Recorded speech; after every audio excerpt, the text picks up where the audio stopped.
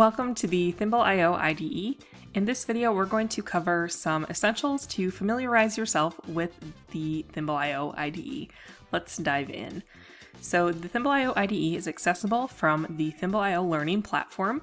You do need to be logged in to use the IDE, but once you're there, you're ready to start programming, and the beauty of it is it saves all of your work as you go. So here we are in the IDE. The first page, if you select our Thimbot here, is just the welcome page with a little bit of info on how to get started. The next tab is the code tab. This is where all the programming happens. So as you can see here, we have our editor.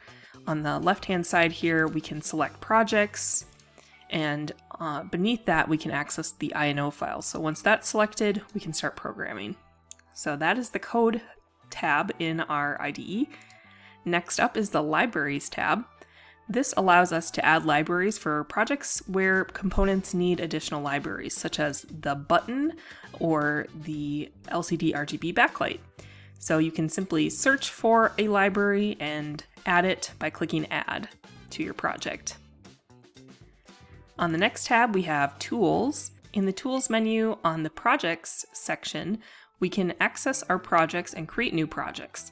So if we've created projects, they're going to show up in this list. We can edit the name of them, we can select them, we can remove them, but we can also create them. And to do that, all you need to do is click that plus button, create a project name, create your description, and then click on code to start using that project.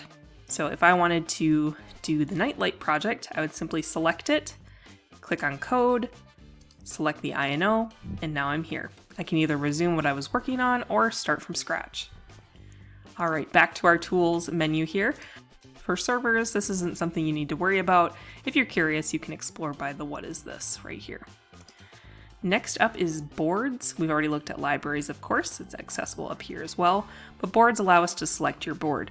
For Thimble IO, we are going to always be using the Arduino Uno unless otherwise noted, so you can select that. So search for Uno, select Arduino Uno.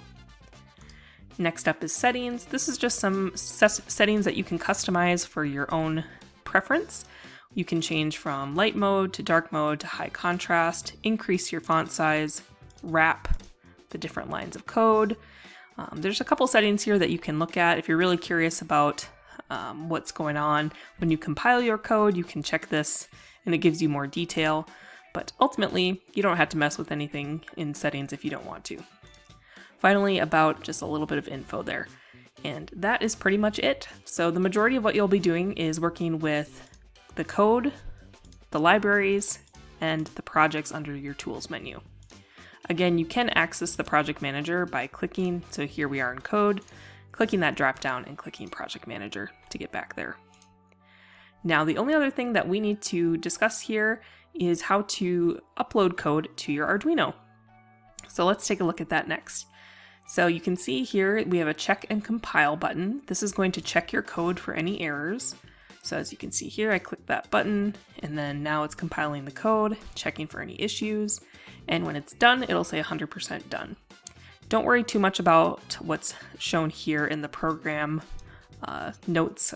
You'll see things essentially more detailed than you probably need to know, but if you get that 100% done and your circuit is working, you're good to go. Next up, we have the compile and upload button. This is the button we're going to have you use the majority of the time because it not only checks your code, it uploads it to your device. So the Arduino, your project, whatever you're working on.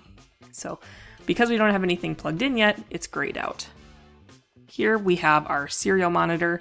We were just looking here at the program, but here we can access the serial monitor, which if we're using a type of sensor, we're going to be able to see those data points coming in there. And if we prefer to see it in a more of a plotted line graph, we can click on that plot tab to view there. As far as other items here, you can view whatever libraries are attached to that project.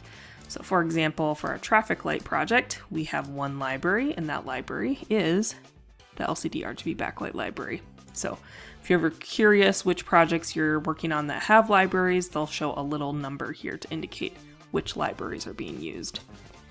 These two buttons here are just ultimately going to allow you to save and import different projects, but we won't be utilizing these too heavily because everything is stored perfectly here in the Thimble.io IDE and tied to your Thimble.io account. So that is the crash course of the platform itself. Now let's take a look at what it looks like to connect your Arduino to the editor. So what I'm going to do now is I'm going to plug in my Arduino via that USB cable. So I've got my Arduino, plugged into the Arduino is the USB cable, and now I'm going to plug the USB cable into my device. When I do that, I should hear a little sound if I've got my sound on, and now all we need to do is select our device. So to do that, we're going to go down here, click Select Device, and here you can see we've got that UART bridge controller.